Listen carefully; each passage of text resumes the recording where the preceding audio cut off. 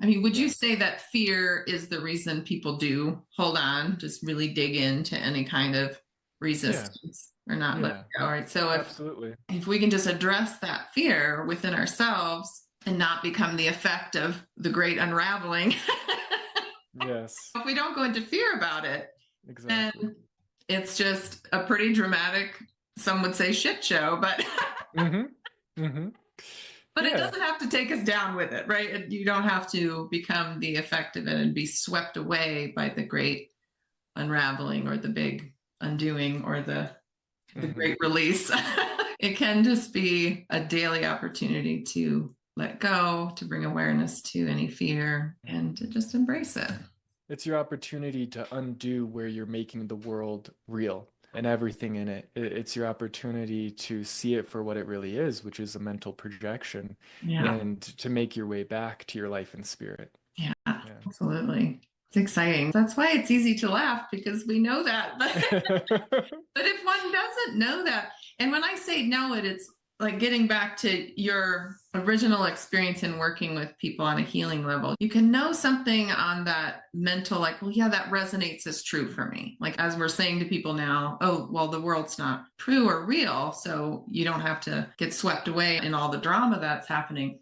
Even if that resonates as true on some level, one really has to experience that, the reality of that on Yeah. that deeper, even somatic level. Yeah. And I think this is why meditation has been so important for me because I experience true reality when I am in Mm, meditation. I yeah. experience the reality with a capital R, which Hmm. doesn't change, right? Yeah. And I might use the words the world isn't real because we've experienced what is real in terms of the unchanging, right? Hmm.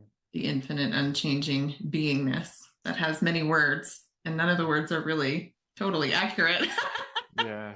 But all of what we're pointing to with these words, when you really experience that deep within, even on that somatic level, then there is no more fear, right? You're able to recognize the fear and let it go. It doesn't have to be what controls your life. Yeah. When you know who you are and you can live it and bring it into the body, then there's no fear, there's no threat. You're Yeah. living as the spirit that you are, the truth of who you are, the unconflicted self. The Yeah. unconflicted self. I Yeah. like that.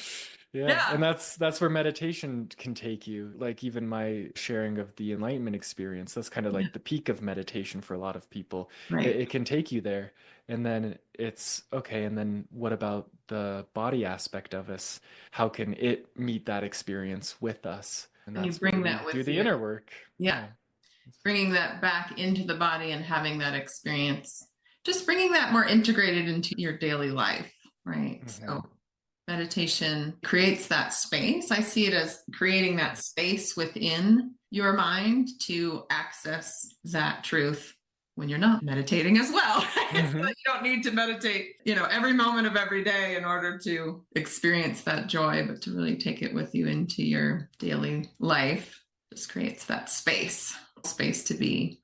Yeah, absolutely. Important. Thank you for sharing with me all of your experiences. Do you have any more personal experiences with your own healing or with clients that relate to, especially right now, the fear so many people might be experiencing?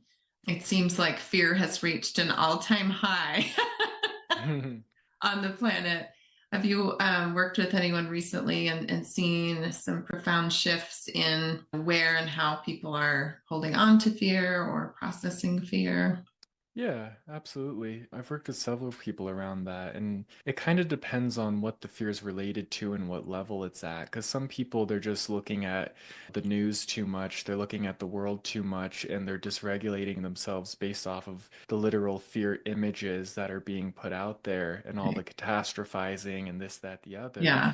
And Too when much doom that's scrolling. yeah, when that image is in your mind, it's Yeah. communicating that to your body, and then your body's going to respond and they get dysregulated. So for some of them, the shift is as simple as I'm like, stop looking at that. Yeah. Whereas for Yeah. another client, they were having a lot of fear around their business and if it was going to succeed and how it was going to move forward. And it would get so bad that they were trying to take all these different medications to calm their panic attacks. Oh, yeah. because they couldn't even function in work. And it's like, okay, so medication is for people that don't want to change. It's for Mm, people that don't want to address the root cause. And I say that compassionately because, when you're really stuck with something, sometimes you do just need something to get you by in that moment. yeah. But no Sometimes it's judgment like at all. a step to get yourself sorted. Yeah. Might still want to address the deeper level. Yeah, and so for Yeah. that person, we had to go into, okay, what are these images that you're looking at, these triggers in your reality, and Yeah. what are you making them to mean? What's the deeper underlying fear with that? Yeah. And when we go into that process of where that fear is being stored, there may be a deeper memory for that person, like where their mom wasn't able to provide for them. And so they felt like they were in danger and had some bad childhood experiences with people because their mom wasn't looking out for them because she was trying to make ends meet, Yeah. and so that was linked to it and helping them to disconnect from that past memory and the extra charge that it put on the experience and then what it meant about themselves if their business failed. There's all these different layers that we had to So many inquire layers. into Right. to Right. undo it. But then once we got there, it just dissipates. And a lot of people think that you heal the thing and then you just feel amazing forever and no fear. And sometimes you might get that, but for the most part, Yeah. you'll have it come up again, but then it's a choice. You Yeah. recognize the path of healing that you just went through and you go, oh, I'm going to choose something else. And then in the new truth, that's when it's like permanently healed. Even Yeah. then, it's not permanent because you can always change your mind. But that's when the patterns really shifted Yeah. and it's your go-to. Your automatic is now the opposite instead of Right. your automatic being the fear and anxiety. Right. So yeah, I've worked with a lot of people around fear and anxiety. The healing really, I say the same thing. This doesn't mean that these kinds of pictures, I call them, or levels of energy won't ever come up again, right? It just means that if and when they do, you have more space to make a Yeah. decision about them, to let them go, rather than being stuck in the reaction of just not even having a choice about it. It just Mm-hmm. takes over your whole awareness Yeah. and your whole body. And yeah, that he Yeah. creates the space and the ability to make a decision to let go rather than become it.